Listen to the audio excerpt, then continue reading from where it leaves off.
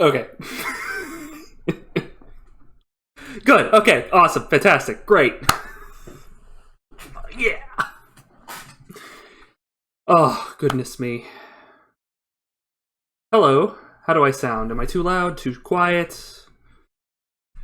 The audio looks fine. I'm going to be doing a lot of talking during this one, so I would hope the sound comes through pretty well. My incredibly irritating voice. I sound like a baby. I sound like I'm 14. I do have that kind of voice. Like a child trying to sound older. I just have that kind of voice. At least in my head. Anyway. It's quiet. Very, very... Should I just get background music? I'm curious on that matter. Should I get background music? It'd have to be like... copyright free. In any case. Yes. Just give it a minute, because I know there are a couple people who are going to want to be seeing this and are curious themselves about the process, and I will just wait for them to show up so I don't get started early and have to backtrack. Because this is a step-by-step process, and so I don't want to go too fast. But we will be sitting here for a short while before we get started. So, just me and my thoughts, considering what might be, what is, what isn't. How big do we want the buttocks to be? There will be none of that tonight. There will be no... we will not be interacting with Body Slide tonight. I'll probably do a separate thing on that, completely tastefully and on above board and perfectly fine. You do whatever you want with it once you learn how to use it, but like, yeah. For now, it's going to be getting ready so that you have a perfectly good setup with which you can then play around and add mods to your heart's content. And then, yeah, Revengeance when? After the primer, which I think won't take more than an hour, hour and a half. In and of itself, the explanation.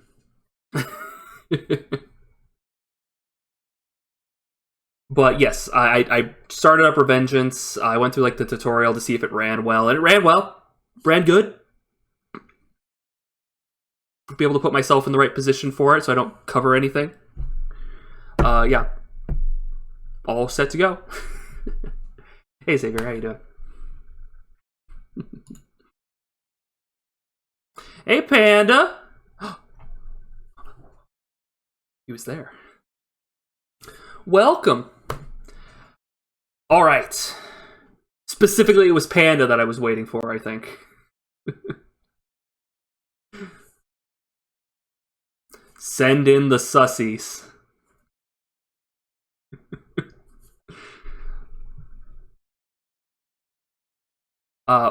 Additionally, we also added... I should have a bunch. Why are they not showing up? Weird. There should be the potato one here as well, but I don't know if that works on the pop-out. I don't think it works on the pop-out. Where does it? There it is. Okay, yeah, we have the potato. The potato triggered! You have it on your phone? Okay. Yeah, we can wait a couple minutes longer. It's the whole process gonna take a bit, and you're gonna want to follow this step by step. You can take this video and do whatever you want with it. It'll be up for at least 14 days, I think. So, but generally, I have everything set up, so I won't have to download anything. There's really only like one aspect that's going to take like time, but yeah. When are you going to making a gaming OST Spotify playlist? I might consider doing something like that because this silence is deafening. That's a good idea. It is a good idea. I will consider working on that for next stream, actually. In fact, I should probably write that down, make the stream better. Make... Not mail. Mail the stream, yep. Extreme better. Video, yes, video.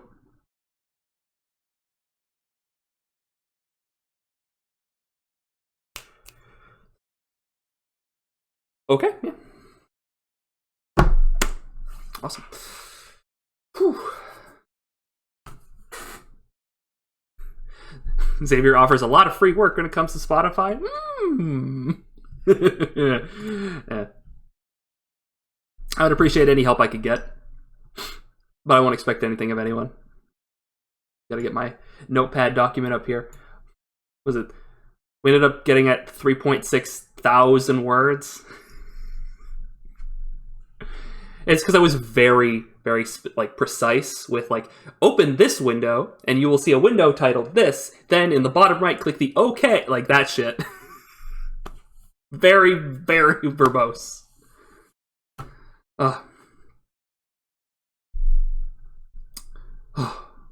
When to begin? When to begin?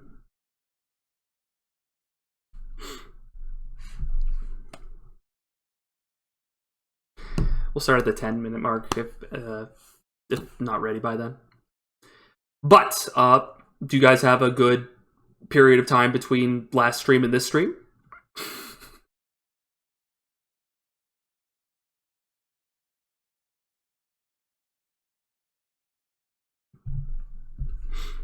I had a pretty good space. How would you pronounce that? Carappa? Carappa the Rappa? What is that? Yeah, Carappa. Yep. It was normal. Yeah, nothing really stood out. Normal is good. The phrase "May you live in interesting times" is a curse, and we know this now. Ugh. We're on the brink of World War III. I took a poli-sci course in college, and this was probably somewhere just under 10 years ago. God, I'm getting old. Yeah, just a little under 10 years ago. And at that point, my political science teacher was like, guys, we're going to talk about the Ukraine because Russia has their eyes on it. This was just under 10 years ago. How old am I? 6. I turned 28 in November. And I feel 14.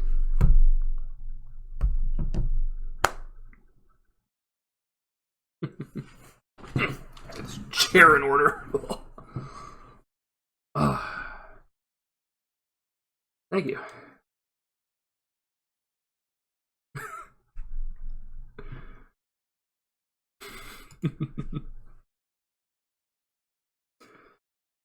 Okay,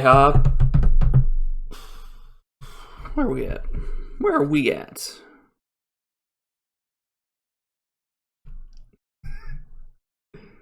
Might as well get started. You guys ready? We'll get started with this.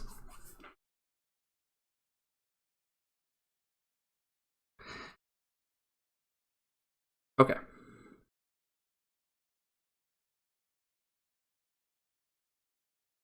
So, effectively, in order to mod Skyrim, you're going to need various different third-party program tools. Okay? These are very easy to get access to, they're all completely free, and they're all pretty straightforward to use. But first, the first thing you're going to need is a legal copy of Skyrim. Okay? Okay.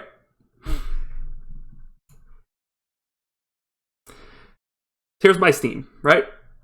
We got Steam, we got Steam, we got Steam. Good. Very, very legal. You actually, you do need a legal copy.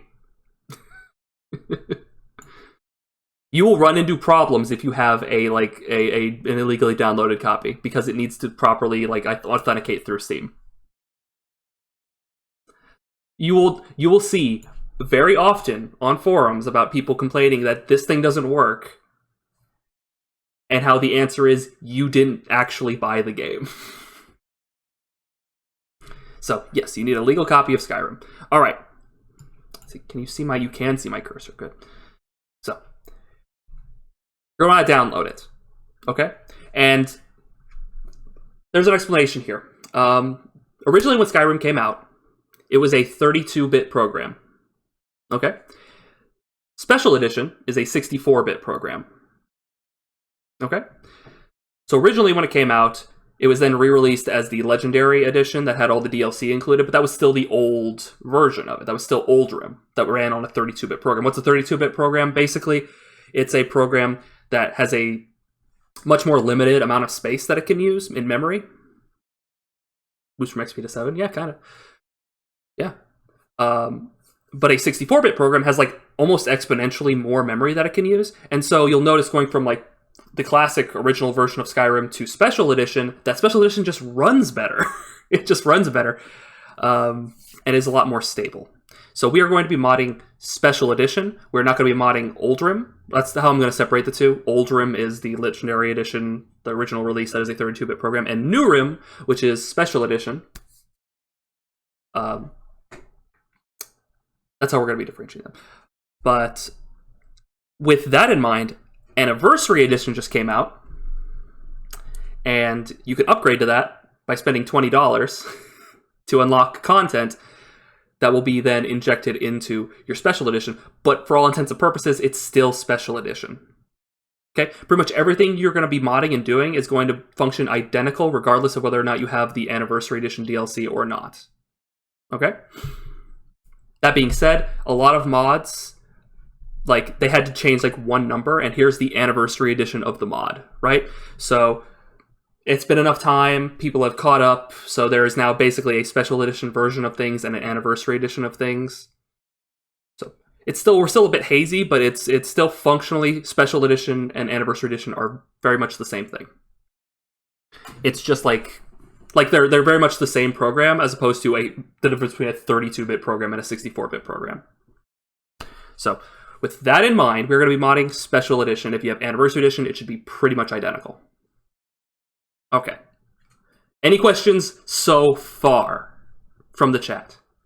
I will be like, you can stop me at any point in here if you have a question, no matter how like inane you might think it is. Like, go ahead and ask.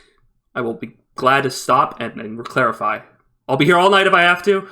I'll hold the stream longer so we can get revengeance, just so I can get this in and have this be clear. All good? I'm like the chat's probably like 10, 15 seconds behind for some reason. Some guy just picked up my used pair of 35-pound dumbbells. You got paid. Good for you, zombie. More shit coins? What? Well, that's good to hear. Welcome. Oh. All clear? Okay. So, with that in mind, it's important where you install Skyrim, which means it's important where you installed Steam. So let me show you something real quick. We go to this. Are we looking here? No. Okay, all right. So when you open up your file explorer, right, and you're looking at like this, you see like this little guy right here, this thing, right? And you have drives, right? You have a main drive. You have at least one drive where your stuff is held, okay? Your C drive, in most cases, by default, it's like a C drive, okay? Yeah, it looks fine. Yeah. Okay. So you click on your C drive, you go in, and you'll have program files or program files x86. You have both of those. And Steam usually installs itself into one of these, I think, program files.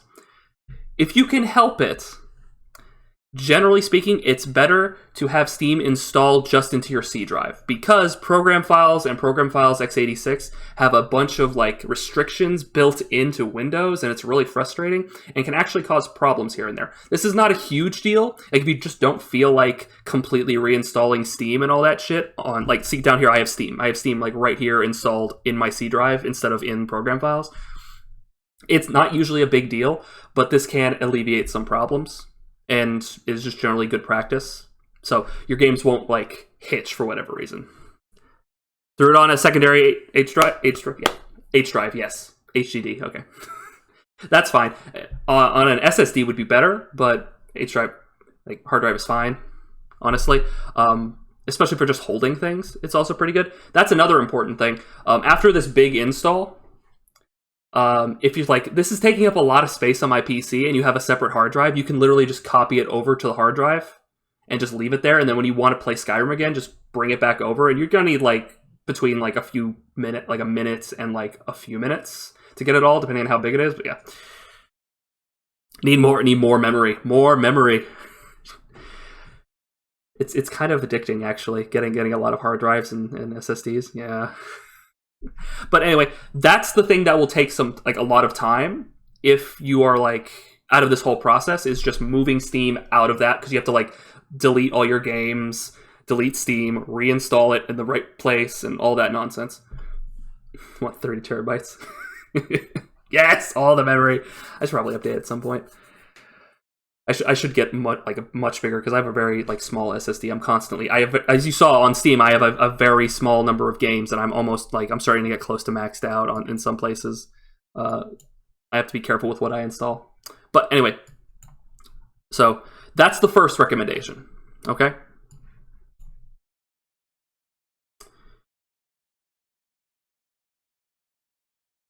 So,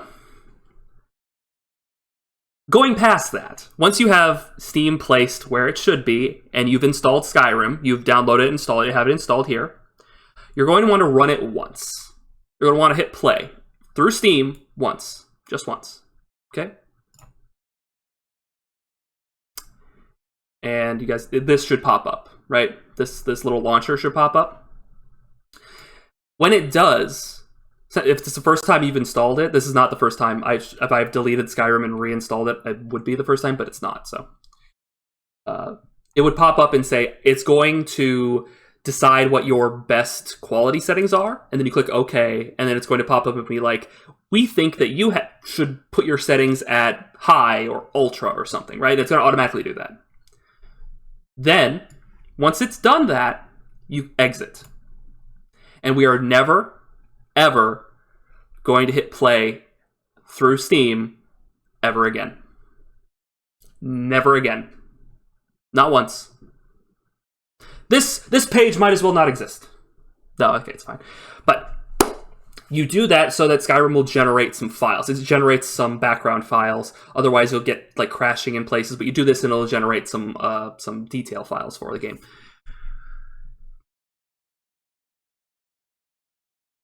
Okay, yeah, creates the default settings, yeah. Then, we're almost done with this whole thing. We're almost done with this part. You're going to want to right-click up here on Skyrim, go to Properties, and this page should pop up, right? And you're going to want to go to, I believe, Updates, and you're going to change Automatic Updates to only update the game when I launch it. Okay? And the reason this is that basically that means that the game will only update when we hit this play button right here. When we hit this one right here through Steam. And we will never be doing that again, basically. We'll be launching it through another program. Which means that it won't update, which means that it won't basically invalidate all your mods that you have installed by installing a new version of the game that is identical. that Bethesda thought they'd just push out. That has like a version number change that breaks everything. Basically, it makes it so that you have your static version of Skyrim, and it is not going to update randomly on you, breaking all your mods. Okay? Do this. Do this process I just said. Do it. Do it. Trust me. Otherwise, you're going to have to go through a whole process where you open up, like, the console, and you're going to have to type some shit in, after going on a website and finding out like what version of Skyrim you had. Trust me. I've had to do that multiple times. It's a pain in the dick. And it will default every time you re-download Skyrim. Like, if you were to delete it and re-download it, it'll default that setting every time. So please check that every time you do that. Okay. Thank you. Yep, okay, cool. So this, we're done with that. Okay. Next up, though.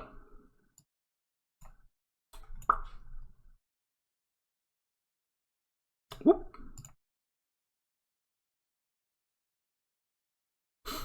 All right, we good? We good? No boobles? No boobles anywhere? Okay. You can't trust those Skyrim modders. It's pretty good. Okay, so you're going to want to head to this website. We're going to be modding with Nexus.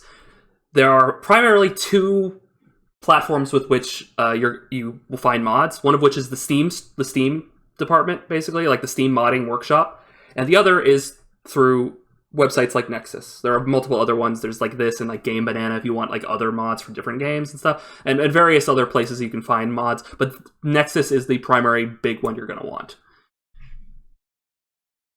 Okay.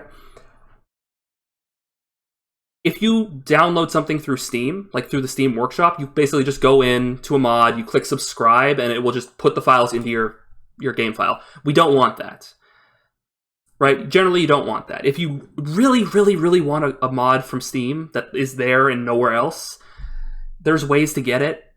But generally, the way they do it, they just shove it into the game files, and it's very messy, and it's not great. Whereas we are going to be modding through Mod Organizer, which keeps your game file completely clean. So if you do like a mod, you can keep it. But if you don't like a mod, you just toggle it off, and the files aren't just still in your game folder that you then have to remember which ones are the mod file and pull out individually. No, Mod Organizer handles that, so you don't actually have to do that. So, we're going to be modding using the Nexus, which is just a repository for a bunch of mods. Okay, cool. You're first of all going to have to make a Nexus account, because you can't download anything unless you have an account. So I believe in the top right here, you're going to go, you're going to click, and you're going to make an account.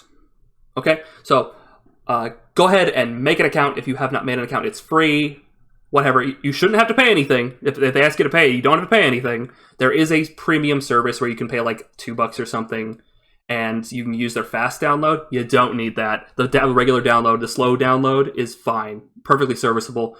I've downloaded hundreds of, if not thousands of mods over my modding career. And that's all been through slow download. It's perfectly fine. But yeah, just make a free account. And at this point, I will take a short pause, see if anyone has any questions, and you can use this pause to make an account if you don't already have one.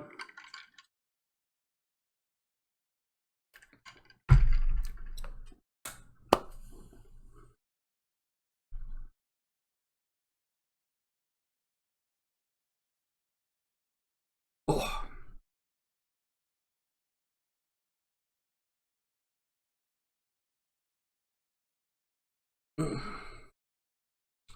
A creak in my neck.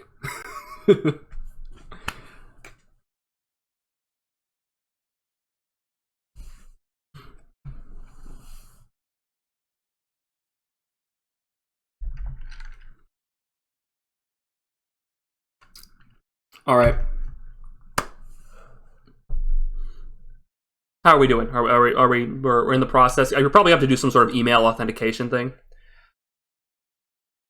How do you know if mods are quality of life versus just for fun? Generally through searching. There is a very advanced search process here. If I were to just click search real quick, it'll bring this up. And then right here under refine results, you have all these categories, right? For Skyrim specifically, you have things like alchemy, right? Like if there's a mod that specifically works with alchemy and all that. Or armors, bug fixes, right? Character presets, NPCs, patches, that sort of thing. So if you're going to look for specific things, you can look there. There's also like downloads or endorsements of how many people have gotten something. So generally you're going to want to look for there. Let's see, is there quality of life? Not particularly. Another thing you're going to want to do is if we go back to the main page here, down here, you'll notice popular all time. Ta-da! Right? These are the mods that have been downloaded the most by everyone on the Nexus. Generally, you can't go wrong by getting like the first few pages of these, right? I will go into that process of actually how would you like actually mod Skyrim after this on like probably another day, but this is like the basic getting you set up so you can then go through the Nexus and be like, I like that, and I'm going to grab that. I like that, I'm going to grab. But generally for like basic functionality, like the unofficial patch is good. Sky UI makes the UI way better. Static mesh improvement mod makes it so the meshes aren't so like blocky. It's just a bunch of mesh improvements. Oh, excuse me. Alternate start is a great mod, so you don't start in the wagon, right? Because that's a very glitch heavy. It's a very precarious scene that at the beginning, if you have a lot of mods running, it can cause the wagon to freak out and you'll just be like bouncing around and the scene might not progress because of it.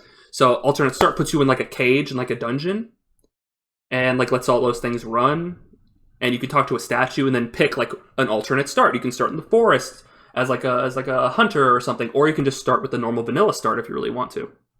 Right, but it gives you a place to start. So that's like a quality of life one. What else we got? Like you have the engine fixes, SSE engine fixes right here. That's a wonderful one.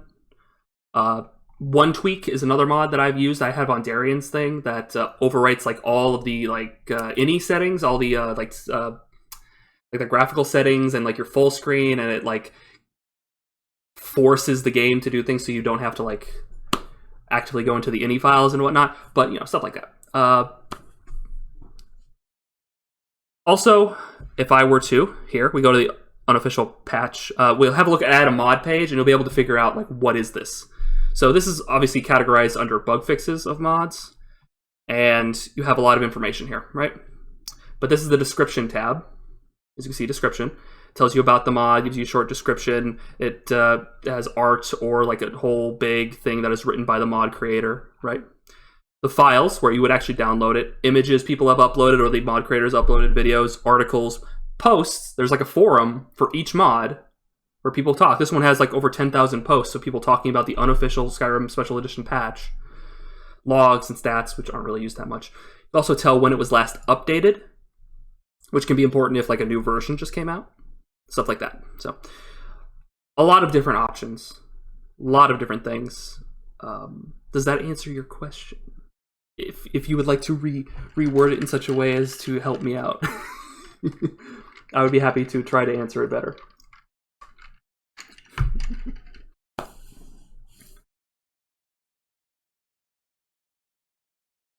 But in any case, that's probably enough time for people to have an account ready. All good? Okay.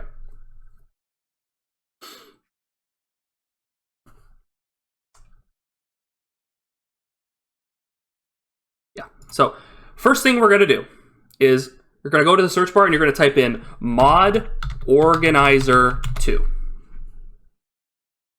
Mod Organizer 2. And it should be like the first thing. You're going to click on that. This is a nice little utility that allows you to keep your mods organized. Not 5M? What's 5M? I don't know what 5M is. Am I too young?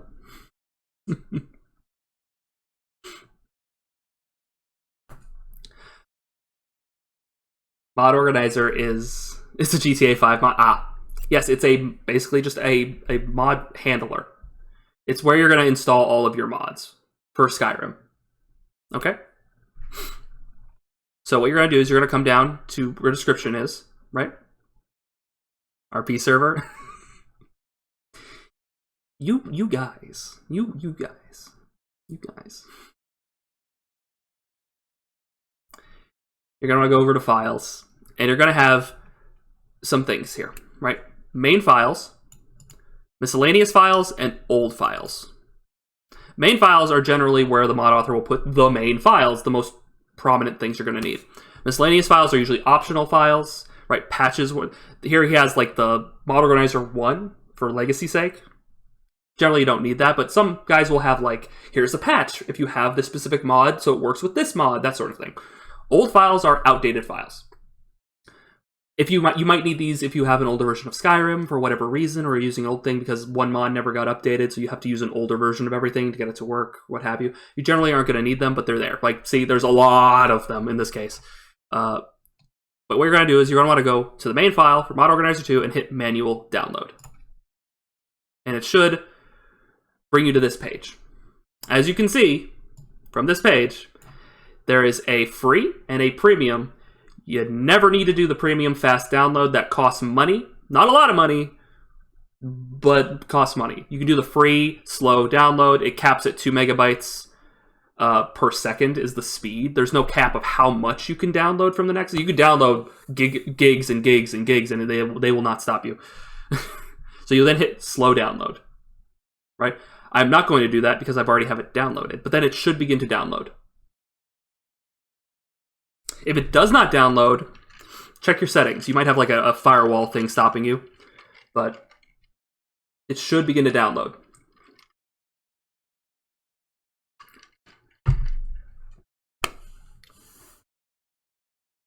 Now, just to be certain about this, is anyone actually following along, or can I just book through this? Because if people are following along, I will gladly wait, but if people are just humoring me for the sake of it, like, okay, yeah, I'll just go through an explanation. You can just kind of use the video at your leisure. But if people are actually using this as a tool, then I will as like a teacher back and forth interaction thing. Yeah, still cooking. Okay. Boost. Did I say boost? I've completely forgotten what I've said. Boost. You can blow through. Okay. Cool. Use the boost to get through. Okay. So you have Mod Organizer downloaded. Let's say you have it downloaded. Okay. So we're gonna lower that real quick. So I have, now that it's downloaded. Once it's downloaded, you're gonna go into your download section, which, let me just make sure. Let me find it. Yeah, it's right there. Okay. Yeah, right here. Right? That. Okay? And you're in your downloads section on your computer, right? And you're going to double click that. And I have a user account control. I have like the administrator privilege thing, and you just hit yes on that, right? Everything's still up. Didn't break, right? Stream's still happening, right? Cool. Oh, okay. This should have shown up. This little page right here. The license agreement. You're just going to accept that license agreement. This will not hold up in court, whatever it is. it's a EULA. It's whatever, right? Then you're going to want to pick where this damn thing is going. So you're going to hit browse. Okay. Browse Steam, Steam apps, common. That's a very, very normal path to follow. By the way, Steam apps, common, right? Remember that. Steam apps, common. It's how you get to your game files. This is probably very small, difficult to see. Can't make it much bigger. But as you can see, this is where like all your game files will be, right? If you're ever curious where like where your games get installed to, it's here. And you're gonna go down until you find Skyrim Special Edition. Okay, you are not going to install it here. You're going to make a new folder. And you're going to call it Skyrim Special Edition Mod Organizer 2. Okay? Don't hit enter, right? Because you don't want it there. You want it somewhere else. And it won't let me move it. Okay. So this is the pain in the dick. We're going to cancel. We're going to cancel that. Don't do that.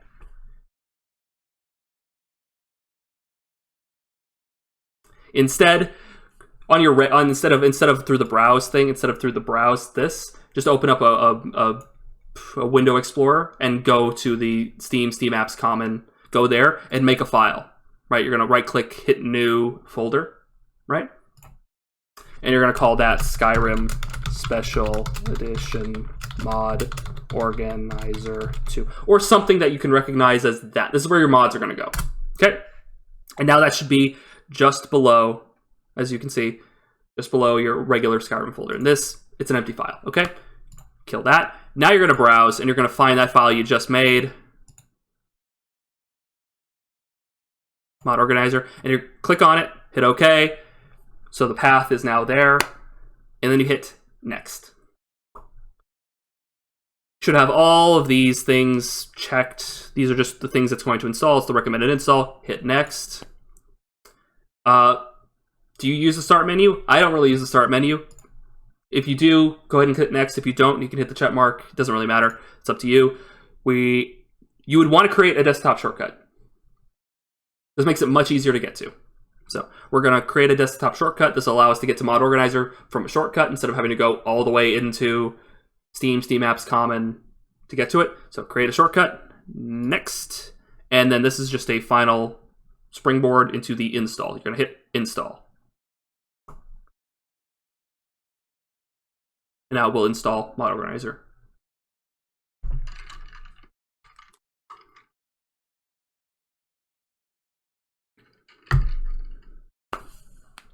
Cool. And I believe I should now have a shortcut. Yeah, I do. I have a shortcut. Cool. We'll drag that over. Boop. No need to launch it. We're going to launch it from here. But instead of launching it from there, what you're going to want to do. See if I set it in here.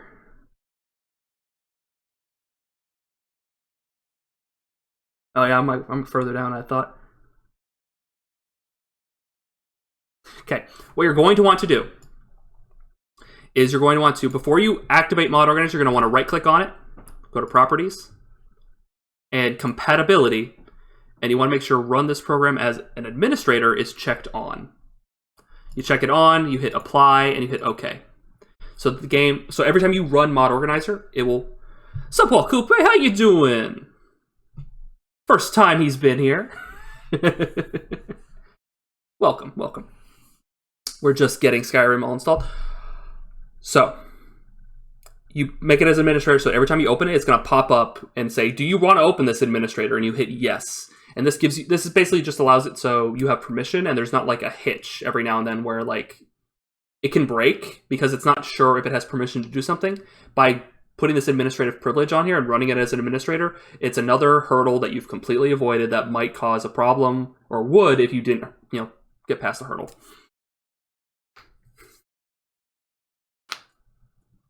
So, and you'll also see this little shield basically now right next to it, I believe, now that has that administrative thing on it. Okay. So, next you're going to want to double click on this. And it should then ask you for the administrative privilege, right? And this should pop up. Okay, this instance manager in the top left. This is actually new to me. I did go through this and I did see this, but since I've actually installed Mod Organizer, this is a little new. They've updated this. But it still functions the same way. What you're going to want to do is you're going to want to hit Create New Instance in the top left here. What is this? It's this. This was here before, but they've created this weird little thing here. So basically, when you install Mod Organizer, you can choose to have it either handle all your Bethesda games, basically. Like it's designed to handle multiple Bethesda games through their fucking Gamebryo engine. You can choose to handle all of them, or simply so that it handles Skyrim Special Edition exclusively. And that is Global Instance or Portable Instance. Portable Instance for Skyrim Special Edition specifically is what we're going to want, because the Global Instance, last time I checked, didn't work very well. So basically, whenever you install Mod Organizer, you're going to want to use it on a per game basis. This is my Fallout New Vegas Mod Organizer. This is my Skyrim Special Edition. I talk for a living. My Skyrim Special Edition Mod Organizer, right? So portable instance is what you want. You want it portable, so that it will be basically put into a folder, and you can use that folder. You can drag and drop that folder wherever you want, and that'll be where your mods are, right? So portable instance. This should pop up. Skyrim Special Edition should be right there. If it's not right there, you click Browse and you search for it, right? And it should be in that Steam Apps Common, and then Skyrim Special Edition. Find it in there. You click on the exe, right? Like this path right here might be hard to see. Steam, Steam Apps, Common, Skyrim Special Edition, right there. So you find it. Once you found it, you click on it, and you get here. And you're going to want to select a folder where the data should be stored, right? You're going to browse, right? You're going to go Steam, Steam Apps, Common. You're going to go down to the Mod Organizer one that we made, Skyrim Special Edition Mod Organizer 2, and you're going to select that folder. So basically, you click on that, you click Select Folder, right? And that's where your shit's going to go. Yes, okay. And there are advanced options, which is like, where do you want your downloads? Where do you want your mods? Where do you want your profile? It's fine. Leave them. You don't need them. All right? No big deal. Next. You don't need to connect to the Nexus. As far as, like, this is just like their pseudo, like, social media sort of thing. You don't need to do this. Not connected. You don't need to do this. Next. Confirmation. Make sure the launch new instance is checked, and you finish. And then we have this bright, disgusting mod organizer. Right? It's this bright, white, scathing, awful image. So, first thing you're going to do is you're going to click on this, the spanner, wrench, and the screwdriver. Okay? I'm going to click on that. You're going to go to Theme. This is the second tab. Down under Style, you'll have None right here. Click on that, you're going to go down to Dark. And then you're going to go down and hit OK. Oh, that's so much better! Holy cow! Oh. Oh. So much better. Holy cow, that's so much better.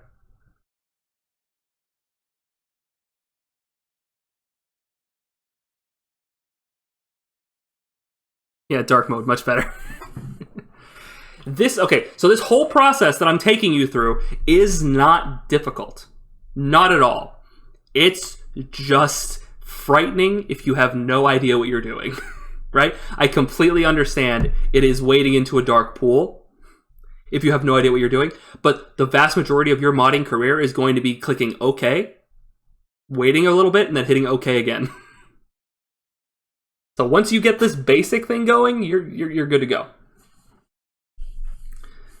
Okay, so we have Mod Organizer. Here it is.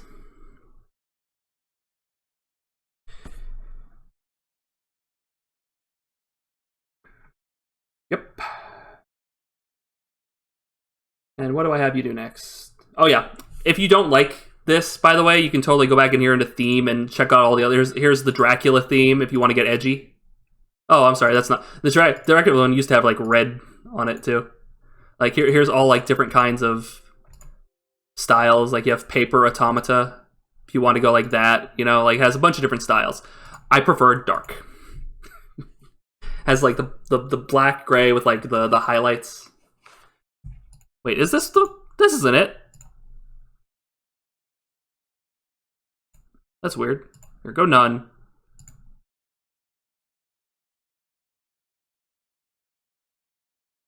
Yeah, it broke. If it ever breaks, hit reset colors.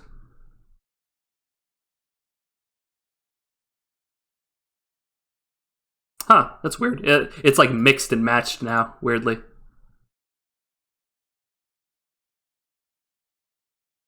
Huh. I never knew it could do that. It can just break. This is fine. For the most part, this is fine. Changes a lot of my UI elements, but, you know.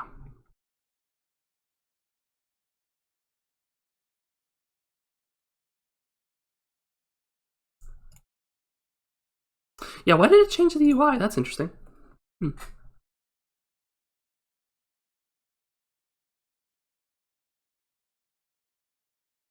Anyway, okay, it's fine. It's fine, it's fine, it's fine. It might look a little different than this. So kind of worried about that.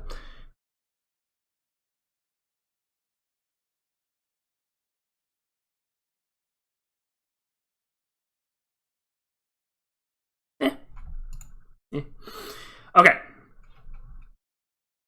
What do I have you do next?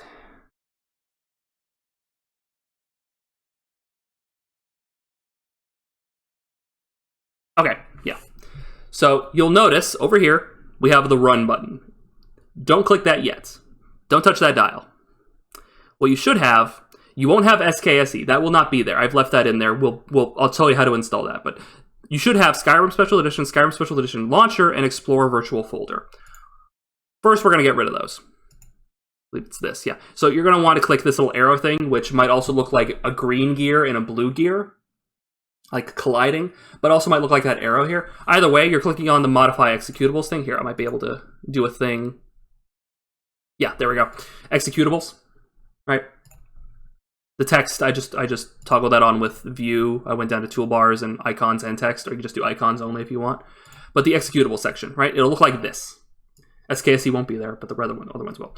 You're going to want to go in here, and just for the sake of it, you're going to want to hide the Special Edition, apply, hide the launcher, which you're clicking this little check mark down here at the bottom. It says hide in user interface, apply, okay.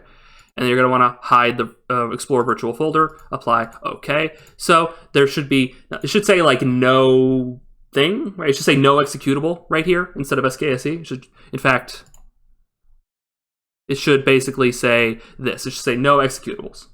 Right here, no executables.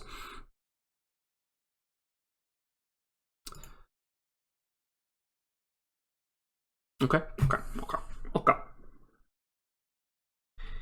So what we're going to do is we're going to get an executable. We're going to get something.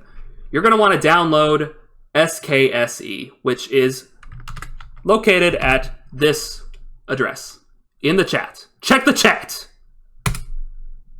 Silverlock. Okay. Open that bad boy up, and you should get this page right here. Big, white, bright, page, but a page nonetheless, okay? And you're going to see some things. All right, let me see if I can I zoom in? Yeah. So the classic build is Oldrim. Remember we talked about this as a legendary version? The old version. You don't need that. You have the Anniversary Edition build of Skse, you have the Special Edition build of Skse, and the VR build, right? Because VR Skyrim is different; it's a different beast. If you're trying to mod virtual, like VR Skyrim, you're going to have a whole bitch of a time. So that would be a completely different process. So look up other shit. But anyway, you're actually going to want the Anniversary Edition. That's just the most up-to-date version. This is basically Legacy SE is the most up-to-date version before Anniversary Edition came out, right? So you're going to want to download this. Latest AE build 2.1.5, runtime 1.6.353. So you're going to want to click on this 7-zip archive. You're also going to want a program to open zip files. So WinRAR is a free one. It constantly asks, do you want to pay money? But it functions without paying. So WinRAR, 7-zip, that sort of thing. So you're going to want that. So you click on this and it'll download. I have it downloaded. Once you have it downloaded,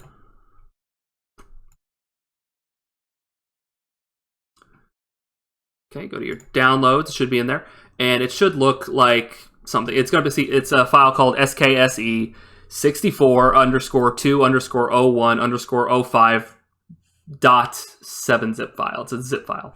You're going to open that, and it should, on WinRAR, should look something like this. You also get a fucking lie of your expired WinRAR. You X out of that, it still functions. It's freeware. It should look like this, right? This is the file you got. Open that up, and this is what's in the file. This shit. What is this shit? It really doesn't matter. What you're going to do is you're going to open up your Skyrim game root folder, which was this file right here. This guy. Not the mod organizer one. The actual games file right here is going to have data and mods and Skyrim and all that. And you're going to take all this shit, you're going to highlight it all, and you're going to drag it over here. And it's gonna do the hustle. And I already have it over here. I'm literally overwriting shit that is the same thing. So I'm just gonna replace all the files. Sure. You probably won't have to replace files. It'll just move it. No issue. And boom. See? All this shit's moved. Cool. So you now have Skse installed. We're installing that one manually because it has to be. And there's no... You're basically never going to want to get rid of it. It is a script extender. That is what it is. It is the Skyrim script extender for Special Edition. What does it do? So Skyrim runs on a game engine. Yeah, duh. But that game engine has a limit to what it can do. Right? It has certain functions and abilities that it can do and things that it can't do. The script extender is a third-party group of people who have worked tirelessly to basically extend the functionality of that engine, giving it more things it can do. And as such, there are a lot of mods that use the script extender and the functions that it brings into the system to make better mods, make more interesting and varied mods that use different functions that normally the engine can't do. So, with that in mind, we can then close that WinRAR. You can close that Window Explorer, right? Bring that down. And now, here, on Mod Organizer, you can close it and reopen it. Should give you that same warning again for administrative purposes. Hey, look, it's back to its usual self. Cool, awesome. The gears. All right, so now this should say Skse because Mod Organizer has figured out, oh, hey, that's in there. I found it. I know what I'm doing. It's there. I found it. And if it doesn't automatically find it, you go in here, you go up to this plus here, and you click Add from File. And you go into Skyrim Special Edition, and you find the skse64_loader.exe. You click that, and you hit Open. Right? We already have it in here. Right? I already found it. But that's what you're looking for. You're looking for the loader.exe. And this is what we are going to run to load Skyrim from now on. Whenever you want to run Skyrim, you're going to open Mod Organizer. You're going to make sure Skse is selected right here. And you're going to hit Run. And then Skyrim will run. That's it. That's not it to the whole tutorial, but that's it to getting this to work. Okay? That's the loop of how you're going to play the game. Whew. Next, we're going to download a tool that will allow us to easily edit the settings of Skyrim. You might be thinking, why don't you just open up the settings in the game and do that? Well, because there's like 6 settings you can change, whereas in the actual files, there's closer to hundreds. So you're going to want to download something called Bethini or Bethini, right? Located at that page. So pop this bad boy out. Ta-da, Bethini. Right, you go to the files page and you download the standalone version, the main file. That's all you're going to need. You don't need any of this other stuff. Right, download the standalone version. You click manual download. Go down to slow download and it'll download. Simple, just as we talked about before. Okay, close that. I then have this. Download. I have Bethini. Open that up, you get this. This is also another thing that'll pop up with the WinRAR. It's the exact same thing. It's like, buy it online. No. It's going to pop up every time the first time you open WinRAR. Okay. Next. Are you paying attention? No one's paying attention, I bet. They probably just have me on and aren't paying attention. But anyway, here's the next thing you do. You're going to want to open your Windows Explorer. You're going to want to go to this Mod Organizer 2 thing that we made, right? And inside of it, you have all your Mod Organizer 2 stuff, right? Like you have exe, you have all that stuff in there. You're going to make a new file within it. What are you going to call it? What are you going to call this new file? Third-party tools. And it should be at the top because the alphabetized. Yeah, so third-party tools. Open that up. It should be empty. Obviously, you just made it. And you're going to take Bethini, right? You don't have to go into it. You're gonna take the whole thing. So Bethini, you're gonna drag that over into third-party tools. A lot of the third-party tools that we are going to be downloading are going to go in here, so you know where they are. Okay, we're done with that WinRAR. Don't need that. Here's Bethini. Okay. Open that up, and it should have an exe in here. It should have a little symbol next to it, a little image. You're going to click on this, and this very tiny window should pop up, right? It says choose game. Because Bethany can handle various different games, can edit various different ones. We're going to pick Skyrim Special Edition, and then this will pop up.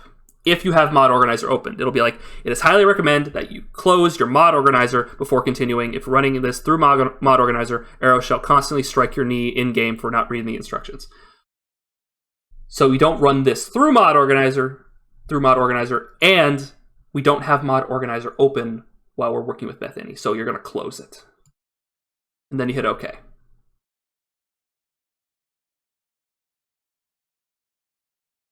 These two windows should open side by side, something like that, basically.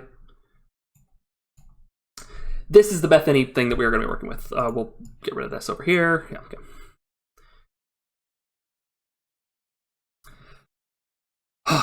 So first things first. Click on the Setup tab up in the top left. This is the first tab you're going to be working with. Various different tabs. You have Setup, Basic, General. They're all basically the same thing, aren't they? Gameplay, Interface, Detail, View Distance, Visuals, and Custom. We'll get to each one and what it does, not in great detail. You can play around with it.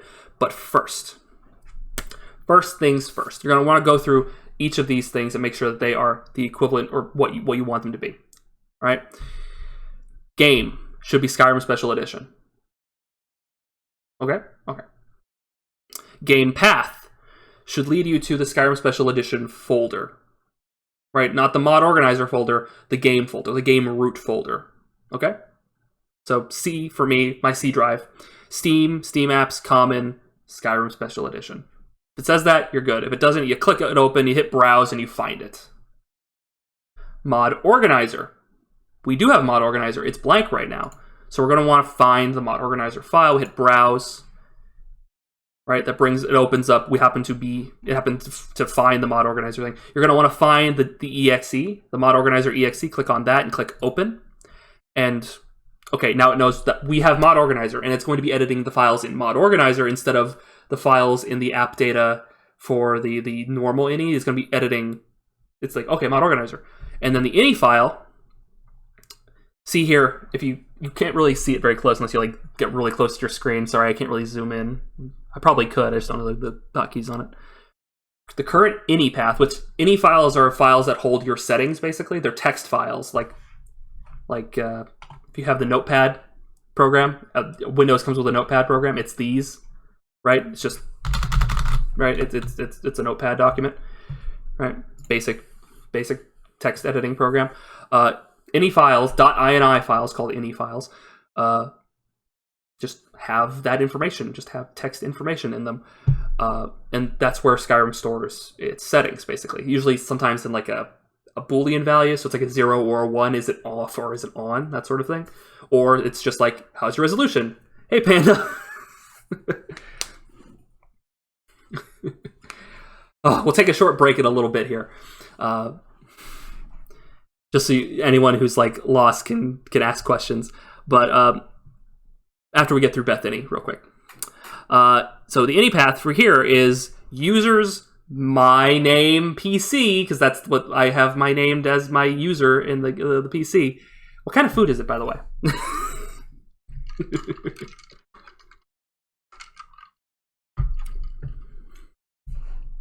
What kind of food is it? I'm curious. I already ate, and I'm pretty full, but I'm getting to that point where I could have some, like, I could go down and grab something, like a little smackerel. Anyway. It's my name, documents, my games, Skyrim Special Edition. This is where your save files go, by the way. If you ever had like problems like, where the fuck is my save file? It goes here. It goes into my games, basically. Most of your save files go there. So we actually don't want that. We want to edit the ini files that Mod Organizer generates, because Mod Organizer generates an ini file for profiles that you can have. So you can have various different Skyrim profiles just on Mod Organizer. So we're actually going to tell it to use, as with this drop-down menu, it has its own unique thing. It says Mod Organizer arrow default, because our profile that we have is called default. So yeah, so you want Mod Organizer arrow default. Click that. Your ini files were successfully reverted. Hit OK. Any path change, application will restart. So Bethany is going to restart. Hit yes. It's like, do you want me to edit any files? Yes, I do. And these are back over here. Ta-da. I still was not told what the food is. I want to live vicariously through you. All right. So now that should be mod organizer default. Cool. Awesome. It will now edit mod organizers any file. Mod organizers any files. Going too fast. Restore backup, leave it blank. It's fine. Out of this,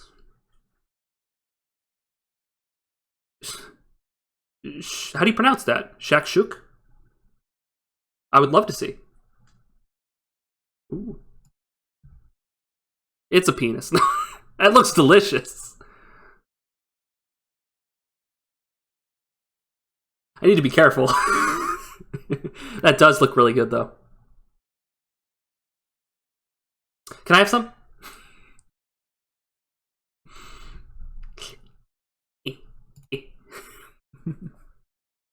Got me clicking links now. Oh no.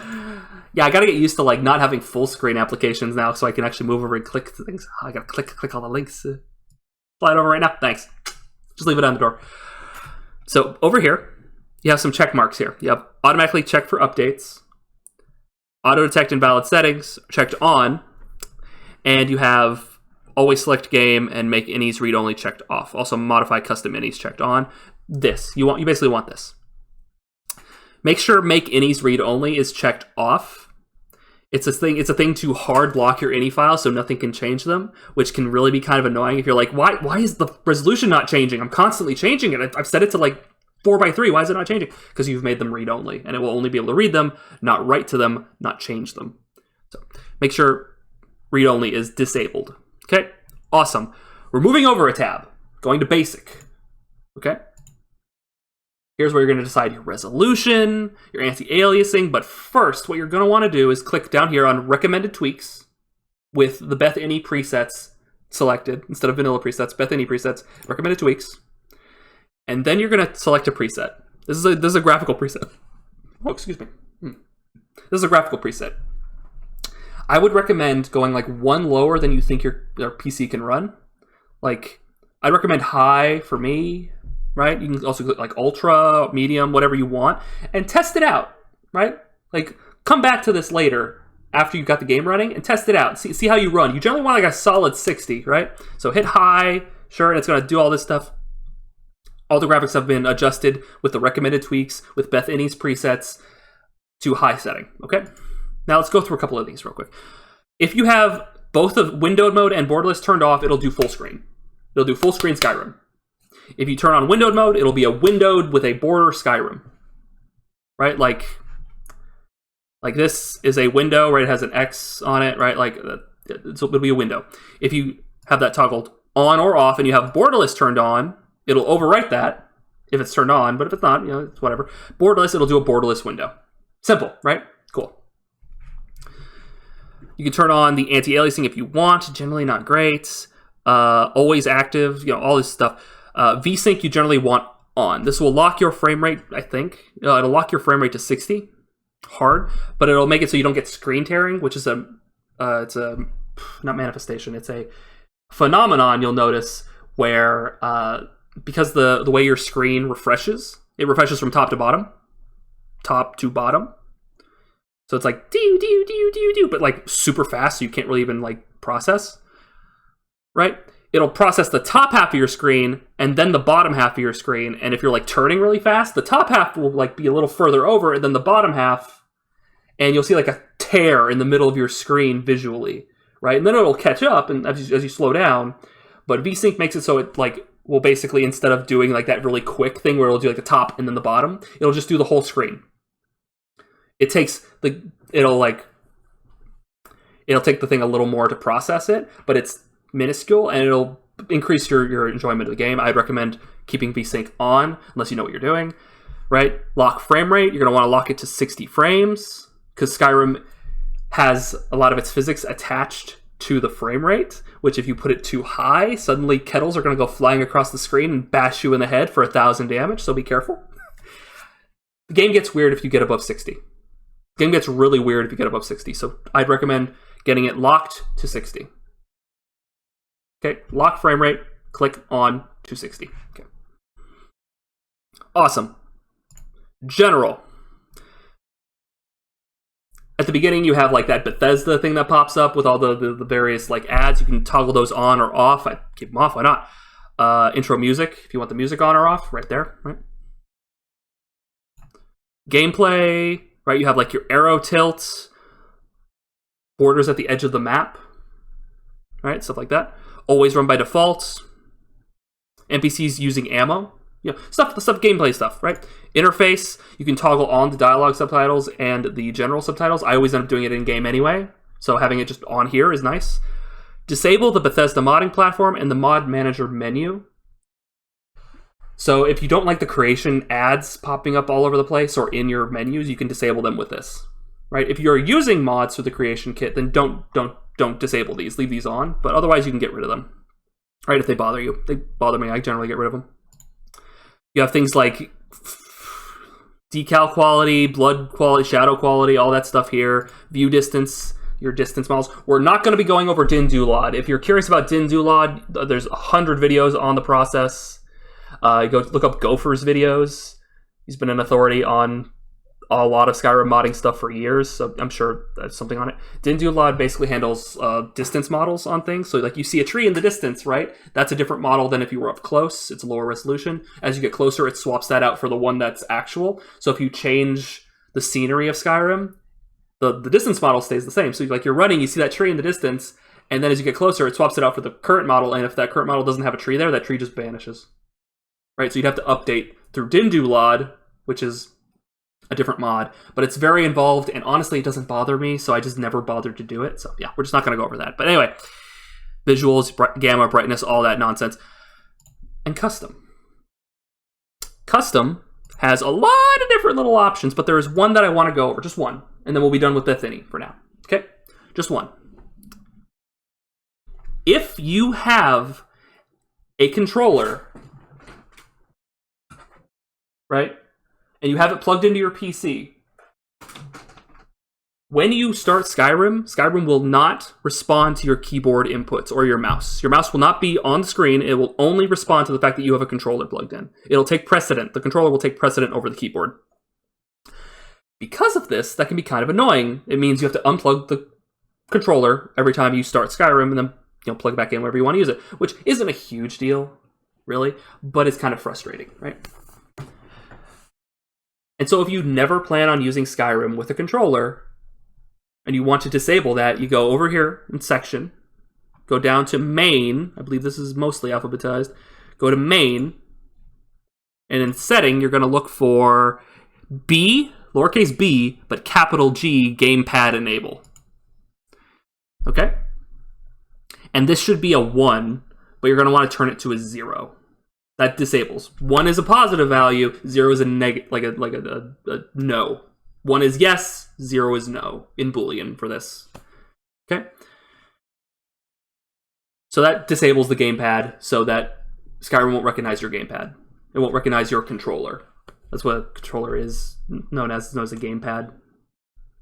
And you hit save. Okay? Then when all's said and done, you have all your settings that you've done with Bethany done. You go back to basic, and you hit save and exit. And it will save all your changes. And that's Bethany. Cool. So anytime you want to change your graphical settings, you open up Bethany again, right? Yep. Double click it, open it, do it. Make sure Mod Organizer is still closed. Yeah. Cool. Awesome. We're going to take a short break. I'm still here. I'm just going to see if you guys have any questions. We can talk about bullshit while we wait. Taking a moment to breathe.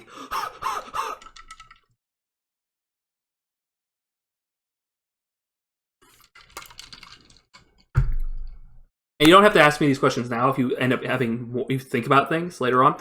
Feel free to message me on Twitter. My Twitter is down below. What up, duck? Feel free to send me a message on Twitter. I'm a Twitter baby. I barely use the Twitter. I haven't had a Twitter since Twitter's inception. Until now. Flew right over my head. The bird. So if you have any questions, feel free to send it to me privately.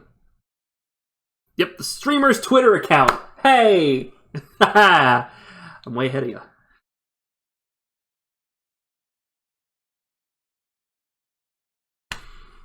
What up, Duck? TTT.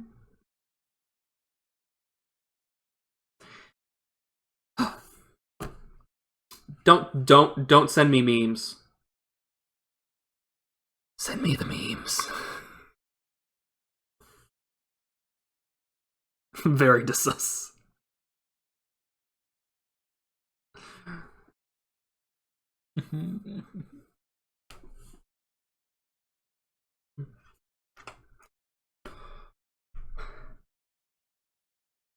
I'll probably be setting up more commands eventually, but that's basically what we got for now. Also, like, I think this is one. Yeah, it is. You'll never be able to defeat me, Spider-Man, now that I have the power of the Let's Player. Watch this. Hello, everybody. My name is Markiplier, and I'm here to kick your fucking ass.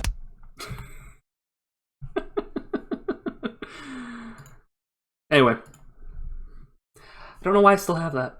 I guess I think I posted that with one of my first streams because now I have the power of the Let's Player. It's me.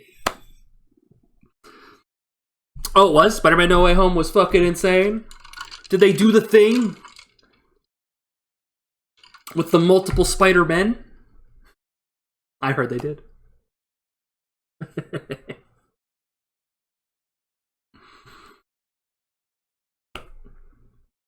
No. Yes!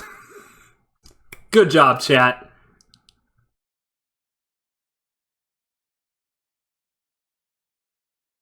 Donkey!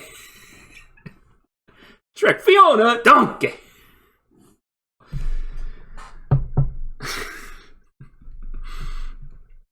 I saw an article and it was like, fucking, was it Andrew Garfield's like having to lie to Taylor Swift or whoever the fuck, or not Taylor Swift. Who's the other blonde lady? I get all my blonde ladies mixed up. Emma Stone, yeah. Yeah, to lie to Emma Stone about being in the movie.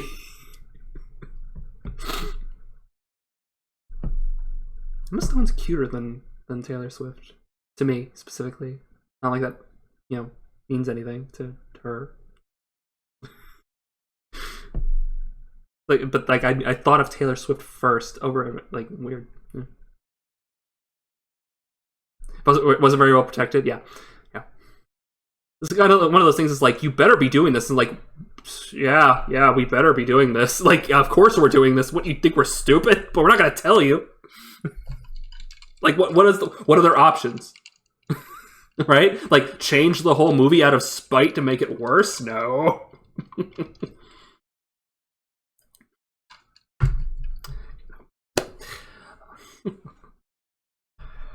Whew.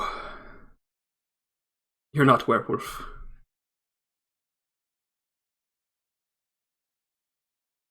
What do we got here?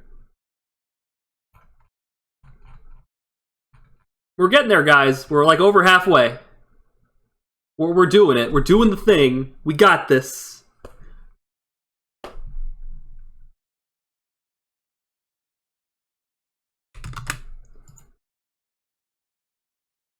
Oh, it actually is going to like take 2 hours, isn't it? Huh?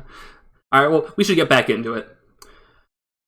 The next thing you're going to want, it's another program. It's another one. It's called SSE Edit. And it's part of a line of things called Xedit. There's like a Fallout 4 version, which is like F4 Edit or something, right? Or a New Vegas equivalent, right? But it's basically an editing program that lets you edit values in the game from outside the game, right? It's better than the creation kit, which is very slow and awkward, but sometimes you gotta deal with it. But anyway, you're gonna want to follow this link. No, look. Yeah, it's fine. Yeah. This guy. Go to Files, manual download for the 4.0.4. It's gonna tell you need some sort of WinRAR 7-zip file to properly do it. Download, slow download,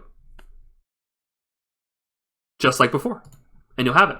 Andrew and Emma were dating in real life when the Amazing Spider-Man movies were being made. Yes, they were. That's true. True facts.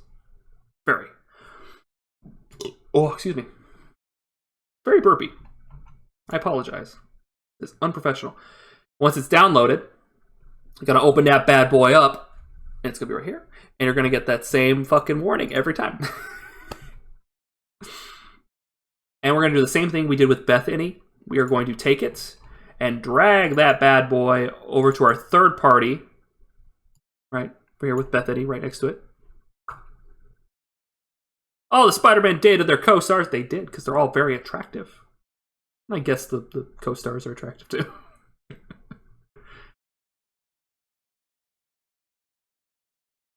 Second base. Does anyone remember? Okay, there was that episode of Dexter's Lab, right?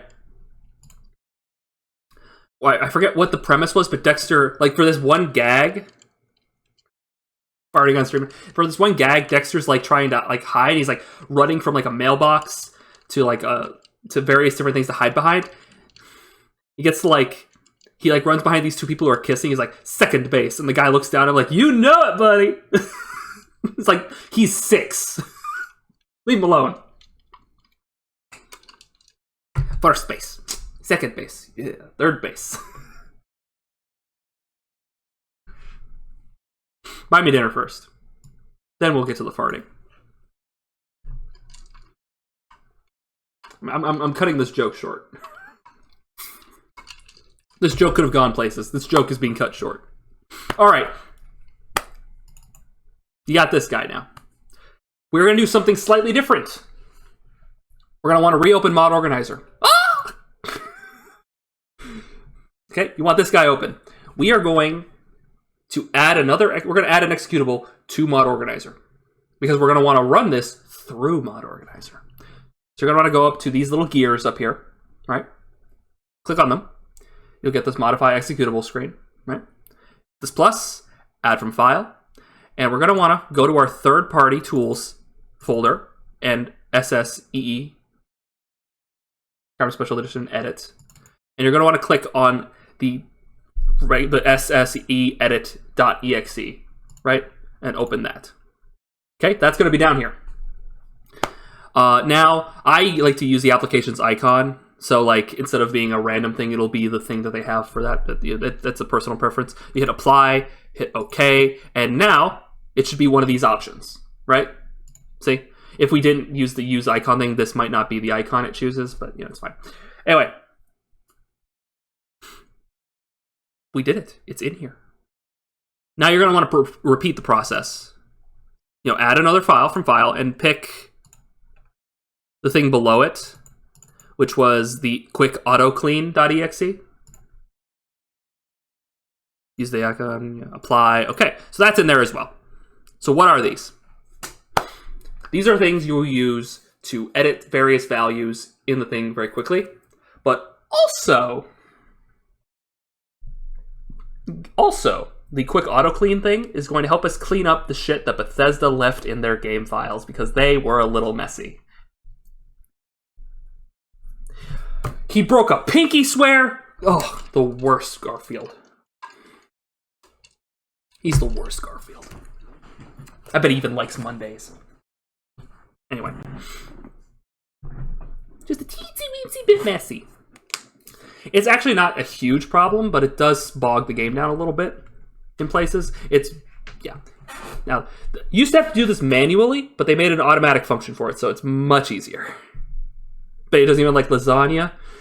Have you guys seen Super Eye Patch Wolf, like, hour-long video on Garfield? Anyway.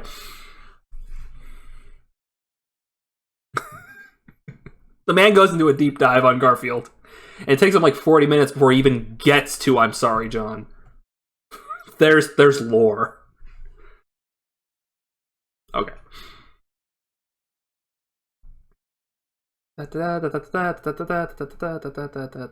Okay. So, we're going to want the quick auto clean. Okay. Got that ready. And we're going to want to run it.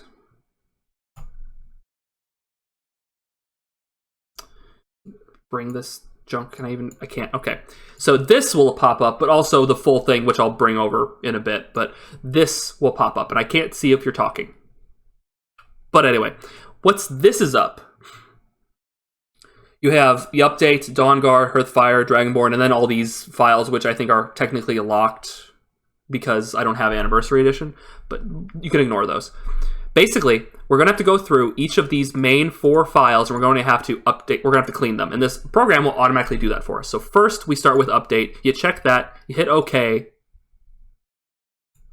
and this will then start cleaning, right? This cancel thing will pop up, don't click on it, just let it do its thing, right? When it's finished, it'll say something at the bottom, it'll say fucking what, like... Yeah, it'll say background loader with a colon and then finished at the bottom here. It'll be all finished. Update takes the longest. So it's going to take a while, like maybe like 4 or 5 minutes or something. Maybe less. But it'll take some time before it finishes. It's just going through, cleaning the files, making sure there's no like inherent problem. Okay? Let it be for a bit. Garfield was released as the first DLC character in Nickelodeon All-Star Brawl. You bet he was, and he was busted. Yeah, I saw that. He's not even like exclusively a Nickelodeon property. It's kind of weird.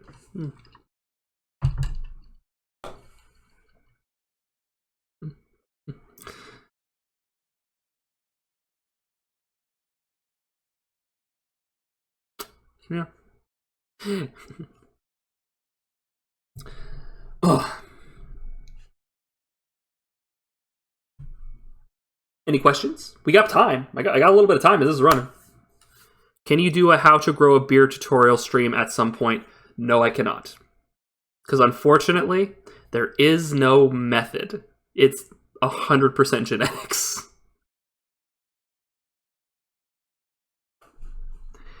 Like, the whole, like, oh, you shave it and then it'll grow in thicker thing. Complete lies. That's not how that works. I'm sorry, it's all genetics. You should try and lean into what you have. Right? If you care about your looks, you should lean into what you have and go for that. Right? Like, if you can't grow up facial hair at all, then you should try to lean into a clean-cut look. Right? Try to, like, look, like, dress sharply. Get something with shoulder pads. Maybe throw some product into your hair, keep it, like, shiny. I don't know. I'm not big on fashion. Sorry. You can grow a beard. It just takes some time. Generally, okay. So if you can grow a beard and it's going to take some time, make sure you keep your face relatively groomed throughout. You see, I kind of have this going on where like this side's a little more than the other, so it kind of looks like I have like a full thing over here and like half a thing over here. Right? I don't take care of my beard. I usually just shave it all off. I don't care much for it. All the guys in my family got beards at 27 and 28, and all the girls at 30. Ah!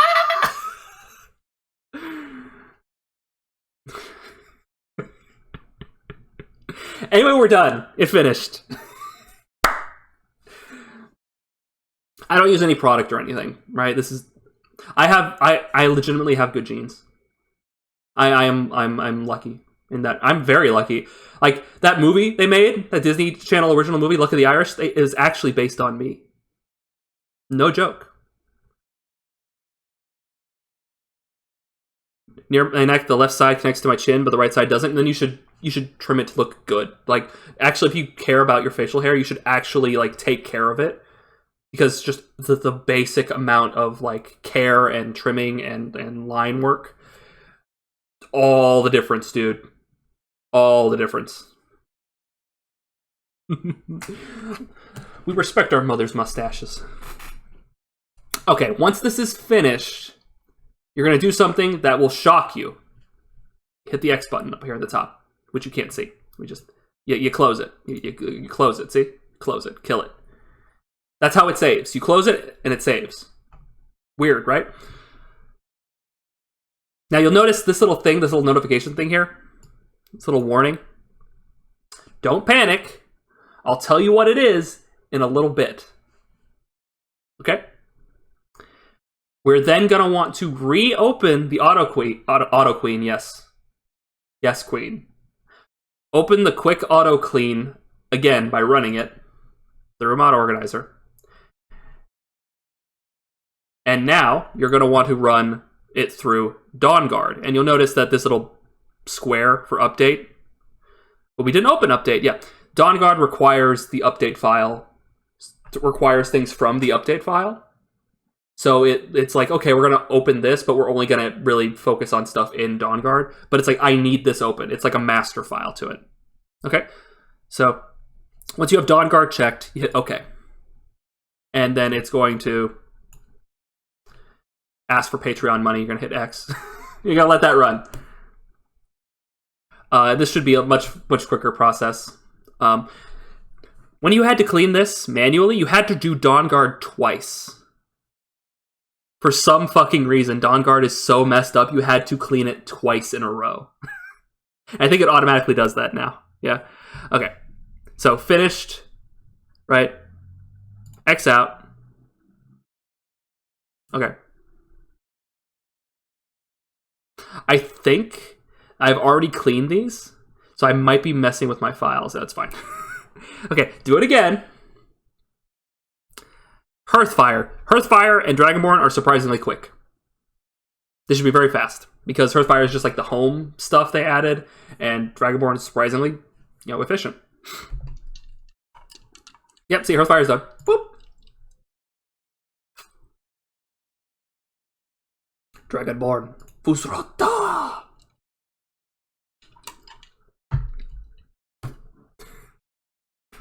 Yep, all done. See? Boom. Easy. That's it. As far as I know. Previously, you had to actually go into SSE edit and actually erase some files yourself. I don't think you have to do those anymore, and they're only just things like a test dummy NPC that's just a naked dude. There's no nudity in this game by default. But it's just his name's Test Brian or some shit. I don't know. He's 8 feet tall. Ooh. Anyway. This notification pops up whenever you have some sort of alert that wants your attention. What is this one? You have files in your Overwrite mod directory. Okay, let's actually talk about Mod Organizer now for a bit. So, what is the Overwrite file? It's this guy right here. Okay, and in it, if you double click it, you'll see we have this edit cache. You'll probably also have backup in here as well, but I don't, because I already had done this stuff previously, so yeah. Delete it. Because it'll have put it in here from your cleaning, so go ahead and just delete whatever you find in here at this point. Not always, definitely not always, but right now, go ahead and delete that stuff. And that notification should be gone. It only pops up as an alert when you have stuff in the Overwrite file. Basically, whenever you make something, have something generated from a program that you're running through Mod Organizer, it'll throw it in the Overwrite file generally. If it doesn't know where to put it, it'll put it in the Overwrite file. So if you're in Skyrim, if you're making a character and you save the preset of that character, it'll go in the Overwrite file. The preset that it's saved will go in the Overwrite file. Stuff like that. All right. I believe you want Dawnguard first. Okay. So quickly we'll talk about these panes. Let me. No, let's not full screen that because my face is in the way. My handsome face. Yeah, that's good. Okay. Briefly, we'll talk about this. Okay. So what do we have here? You have this left pane and this right pane. What are these? So when you install a mod, it'll appear in this left pane. In fact, we should. We will install our first mod. Is that what is next in the... No, loot is in the next one. We'll get to loot in a second. Yeah. First, we will install our first mod. This mod. You might have seen it before, actually. The Unofficial Skyrim Special Edition patch. It's a nice little patch. Fixes a lot of basic stuff. It actually also fixes some of the built-in exploits you can do. So if some people don't like it, it's fine. A lot of things key off of this patch, so if you're using those mods, you have to use it anyway. So yeah. But go down here, go to Files, Manual Download. You see we have a Mod Manager download thing now. If you hit Mod Manager download, it would technically try, I think Mod Organizer would try to download it through its UI. It's kind of buggy. I've had problems with it. I think you have to like connect to the Nexus to properly do it. It's just not I don't like it. Manual download just does the normal download that you've always known. You hit manual, hit slow download, does the thing, and then you get it. Okay? I recommend doing that. Once you have it, which I should already have it downloaded, then you're going to want to go over to install mod. This guy, the CD, the box with the CD. Whoop. And you're going to want to go to your downloads. And you're going to want to click Unofficial Skyrim Special Edition Patch. That is the file that we got. Hit that, and it should come up to this quick install page or window right here. And it'll say name. You can totally be like, you can type whatever you want. If you want to change it to like butts and stuff, right? You can change it. Because sometimes when mod creators make their mod, they don't properly name it. So when this pops up, it'll be like thing, right? Mod 1. You know, like, and it's like, that's not the name of the mod. That doesn't help me identify what it is. So you can rename it right here. There's also like, if you want, like, there's various options too sometimes. Like, here's like the full version numbering or what have you, right? But then you hit OK. And it will install. Give it a sec. There we go. And it'll put it right here. Cool. Sick. Awesome. Fantastic. Superb. Stellar. It is installed into Mod Organizer, but not active. To activate it, you click this little checkbox right here. It is now active. You'll notice this thing popped over here. This is the beauty of Mod Organizer. Okay, I'm going to give you a little cell here on Mod Organizer. This is not how modding has worked generally. Modding normally is you download files and then you shove them into your game folder. And then when the game runs, it sees that it has new files and it uses them. But what if you don't like those files? Right? What if you don't like that mod you just put in? I'm not feeling it. You have to then go into your game folder and pull them out, pieces that you put in. I hope that you get them all. And then the mod is gone. God forbid it overwrites something, because then you have to re-download those things that it overwrote from Steam, right? Mod Organizer doesn't do that. It holds onto these files that you installed, this unofficial Skyrim patch that you installed, and all the other mods that you've installed. And when we run it through Skse, right, and we hit run, what it does is it creates a fake game folder, populates it with all the game stuff, like the sound files, the image files, the texture files, the mesh files from the base game, and then all the mod stuff, and it stacks them on one at a time, right? And then it runs that. And so, if it's like, hey, you know what, I don't like the unofficial patch, I just want to run the game completely vanilla, then I hit run. The next time it runs, when it has to then build that fake game file that it will run, it just won't put the unofficial patch in there. It'll just run the shit that I have active, which currently is just all the base game files right now.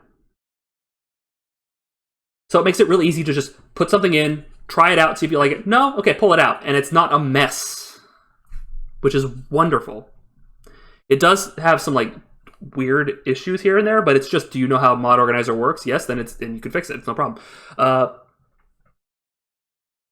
It's just like learning the tool, right? So that is the big draw of Mod Organizer, is this fake game folder that it makes. One more thing. We are going to grab one more file for now. Before Mod Organizer was a thing, it was fucking chaos. It was a nightmare.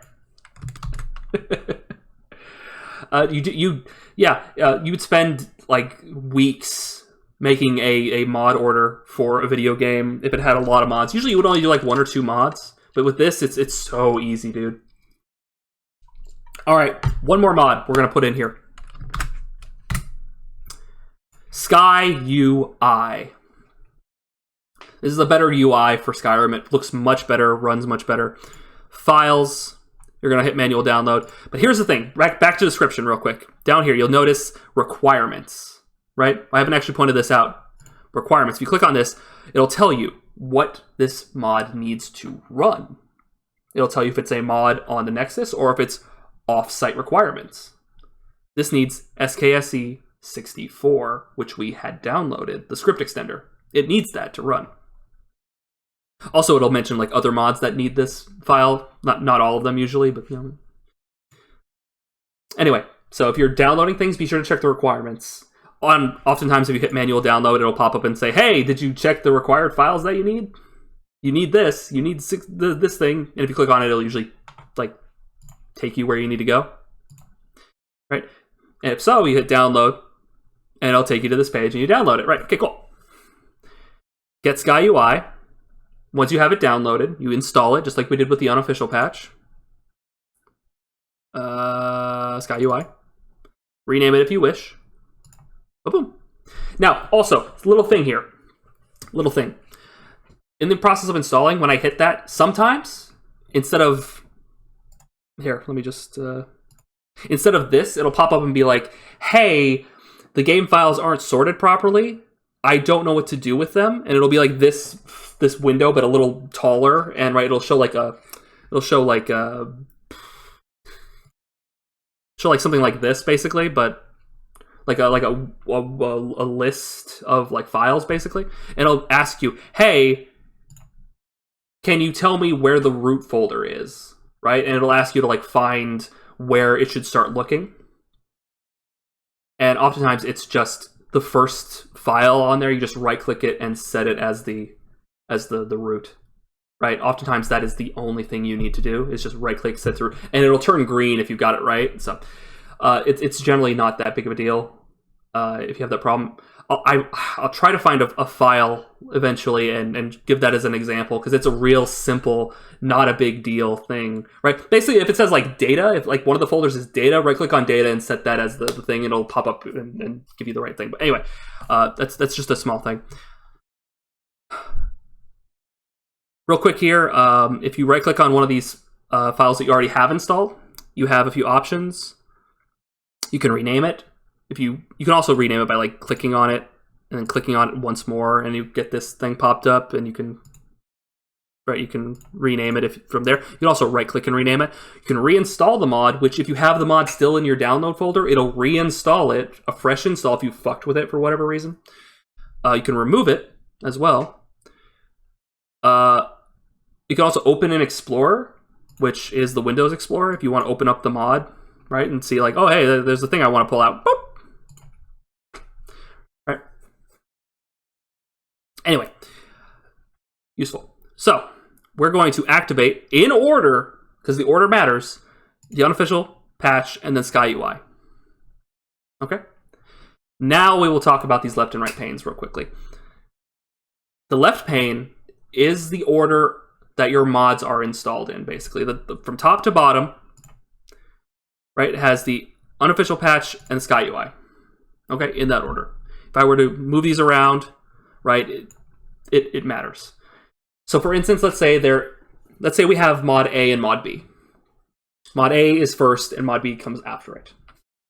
Let's say both mod A and mod B change the color of the iron armor. Okay?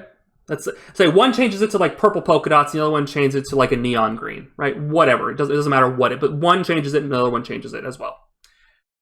The one that is lowest on this list, like at the lowest thing, will be checked last, and therefore will be the last change made to that iron armor, right? So B in this case, the color change that B makes to the iron armor will be the one that the game uses. Right? You can have 100 different mods, all of them constantly changing the iron armor's color, and the one that it will use will be the last one. Because like it reads, it's like first one, okay, change it to that color, okay. Next one, oh, change it again, okay. Oh, change it again. Oh, change it again, until it gets to the very bottom and sees, oh, change it again. That's the color it will be. So order does matter. Now, on the right pane, you'll see .esp files, or .esm for some of the master files here. ESP is like the edits to the creation kit. It's like where your scripts are. It's basically where your game edit files are, right? It's not textures. It's not meshes. It's like where your values for damage would be. It's like where you connect the visual for armor to the actual stats of the armor, where NPCs have their walking around scripts, like all that stuff, right? Like it's the meat of the game files are these ESPs. They tell the thing what to do, right? And their order also matters. I can't move these for some reason, but it's fine. Their order also matters. Generally because the things that they change function the same way as that texture thing I mentioned. Right? Where it's like, if this guy changes Sven's head to be like 2 times as big, and then the one below it changes his head to be 4 times as big, it's going to use that option 4 times as big rather than 2 times as big. Right?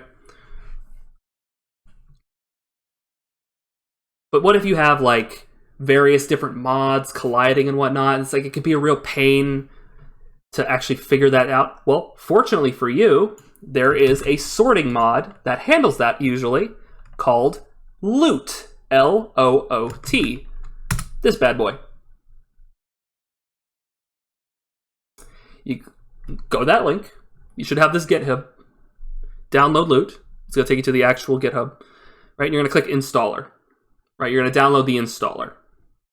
I already have it installed. And then you're going to open it.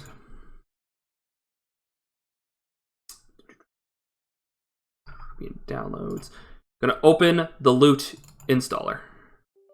Yes. And it should get you this. Okay. Choose your language. English. Should get you this then. Where do you want this? We're going to want to put this in third-party tools. Okay. Where we put like SKSE, or no, where we put SSE Edit and Bethany, where we put those guys. Also going to want to put that there. Hit next. Don't need a desktop shortcut. You don't need that. And then next, and it will do it. It'll install that bad boy. And then don't launch it. Don't launch it yet. Finish. This is another one of those programs that basically Mod Organizer is like built to recognize. So when you close Mod Organizer and then open it again, black screen, we're back. It should recognize that it's in there. Okay. Okay. If not, you go to executables, you add it from the file, and you go into Loot. Oops.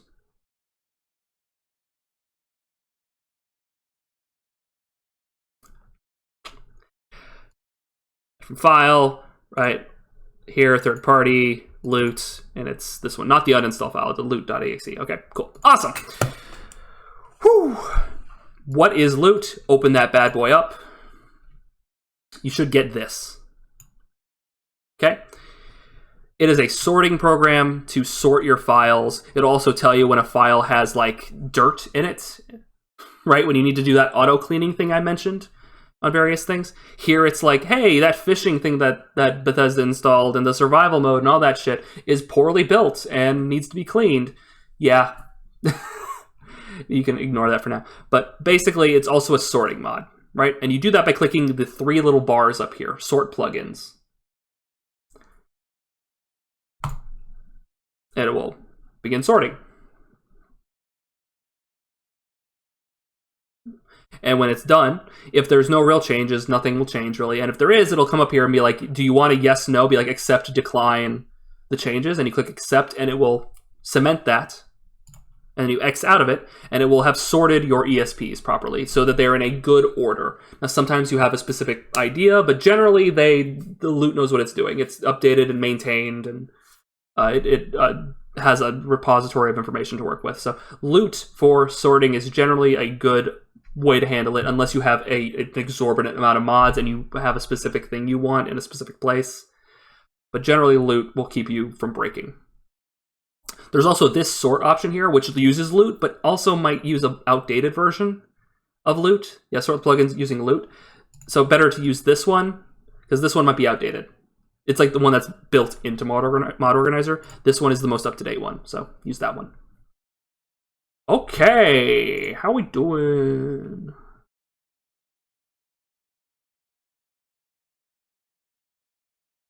Yes, yes, yes.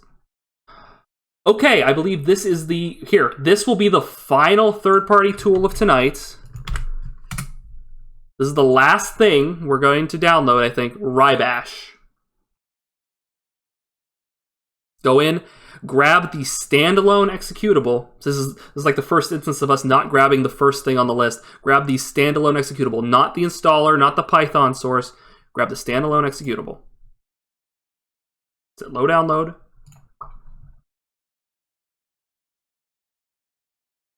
You're going to want to open up that. Tell WinRAR to fuck off! And it should say, Mopey. Mopey. I don't know why they named it. They named it that way, just because. Anyway, you're going to want to take Mopey, and you're going to want to put him in the third-party tools. Okay? Take Mopey, third-party tools. Should have 4 things here now. Now we're going to go executables, add from file, go to Mopey, and add rybash.exe. What is Rybash? Well, I'll tell you, friends. Rybash creates a bashed patch for the game. It takes a lot of various settings that the thing is constantly having to check and go through and overwrite various different files. It takes all those and it slams them together into a single patch that the game has to check. So instead of having to go through all the various different ESPs and like basically have to throw papers around and figure out which one should I be using, Rybash puts it all into one patch, so the game only has to look in one place to know where this information is and what to do. So open Rybash, you should get this, select your game, you want it special edition, launch. Should give you a Rybash thing, a splash art, you get this. And this should look familiar. This is exactly the same as your left pane here, right? Or rather, it looks exactly as your right pane. Yeah, because it has the ESPs. Except there's one extra one here. There's this bashed patch, which isn't actually in there, is it? Yeah, see, there's nothing in there. The bash patch, it's not there. So, pretty much the only thing you will need to use Rybash for, the only thing, is a lot of tools, but the only thing you will ever actually have to use it for is you right-click on this bashedpatch.esp, go down to rebuild patch, it's always rebuild patch, and click rebuild patch. And you will have all these things here. You want to import the actors of various different things. You want to import the cells, the areas. You want to import the names, keywords. Would you like to do some tweaks? What have you? All these fixes they have? Whatever. Don't even have to look at it. Just hit out of the box, build patch. And it will do that. It'll take all those settings that you just told it to do, and it'll grab all of them, slam them together, based on the order that you have it built in, the ESPs,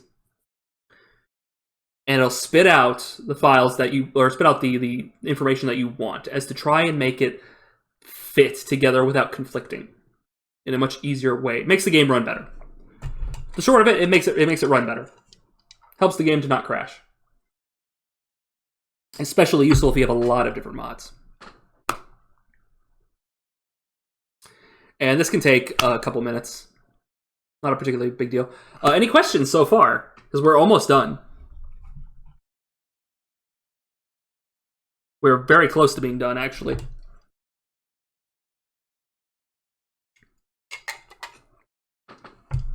To the primer, yeah. Nope, no questions? Okay.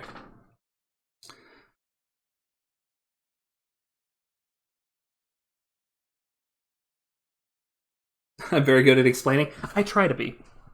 This process is very confusing because of the unsureness, right? The trepidation, I guess one would say.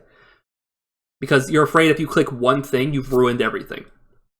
And so just explaining in a verbose nature that no, really, you just want to do this, and this does this, to give you an understanding so you can have some sort of a mastery over it. So you don't feel terrible about like you're wrangling sharks or something. That's what I'm trying to do, at the very least. Take the fear out of it. This is only a primer, right? Like, I might do like a more in-depth one to go into a more specific how do I mod a Darian's game, for instance. I'd love to do that at another time. Maybe like in the next week. Maybe next time. We'll see.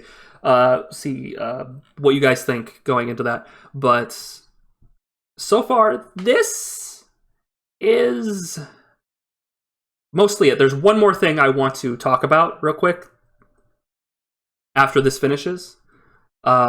Just as a to give you another functionality thing, because you're going to be interacting. It's with the overwrite file. Don't worry, it's a simple thing, but you're going to be interacting with the overwrite file, so it'll give you like a functionality, how to use it, sort of thing. But then we'll be pretty much there, and we can start Revengeance. So anyone who's excited for Revengeance, get your pants on, get your Revengeance pants on, get your girdle.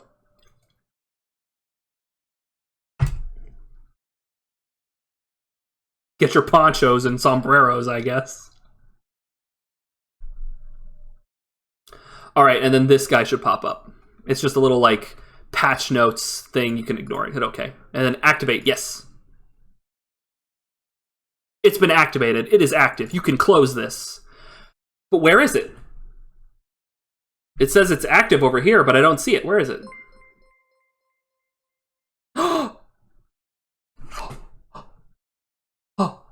Oh, he followed me. Senpai noticed me. Thank you, Wakupe. I do have alerts. I do. They work. They work. I'm a real streamer. You're breathtaking. You. Look at that finger. You're breathtaking. But where is the bashed patch? It's in the overwrite file. All this stuff is for the bash patch.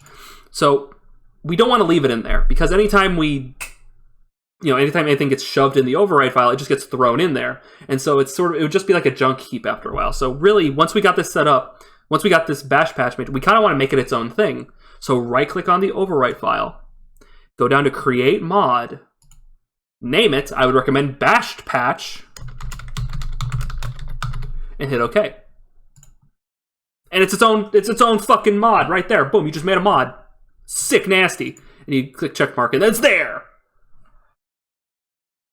You pretty much always are going to want your bashed patch at the bottom. In fact, here's a nice little thing right here. You can go up to, I believe it's this, yeah. So these little, the spanner and screwdriver, but the smaller one right here, right? Not this one, not settings, this one, little one here. List options. You drop that down. And you go down to create separator. And you name it. What are we going to name it? I'm going to name it bashed patch separator? We'll do that. You can't name it the same as one of the mods. If I called it bash patch, it would get mad. So, okay. And it creates a separator so you can like have sections, right? You can, like, I could even go and create another separator called like base game files. Right, and put it up here at the top, and now like that, there's that, and then there's like I don't know. We can call these core files, right here. So we have the base game files. We don't want to look at those anymore. Boom, they're in the base game file section for organization. We have core files. We can hide all that stuff, right? But you always want the bash patch like at the bottom, and you want to do it after you've got everything installed. Okay, that is it. For now, your game runs, you can start adding mods. Once you've added more mods, the process should be you run loot to organize them, right? You run loot, do the sort plugins, and then when all that's said and done, you then do rybash to rebuild the patch, and then take it from overwrite and drag it into this bashed patch section, into this mod, and you drag it in here and overwrite all of the stuff that it overwrites. And then you can run the game. You go over here to Skse, and you click run, and the game will run. I don't want to, because it's going to come up on like my other screen here, and I have a bunch of shit over here, and I'd have to like move OBS around, and it'd be really awkward. But yes, it should run. It should run pristinely. And I would also recommend, if you're going to be adding a lot of mods and testing them, to get Alternative Start, Live Another Life, or some other mod that has you, like, be in a safe place, so that you can start up the game, not be in the wagon, and have to sit through that long opening section just to see if your mods work. So do something like that if you're going to be adding a lot of mods. That's it for now for this primer. Next time, I might go into more stuff like if you're curious about the BSA extractor, because Bethesda puts their files into like a BSA format, and if you want to pull things out of that, there's like a thing for that. About body slide, if you want to go into that, and the various outfits, NPC hairstyles, and texture work and stuff like that. We can go into that if you guys are really interested in that. As well as we can even figure out how to work with like NIF scope if you're curious about that, about messing with like the mesh files and changing like characters' head sizes and heights and all that. But for now, this primer is done. You should know how to mod the game now, to a basic degree. Bobblehead mod when? Soon. Soon.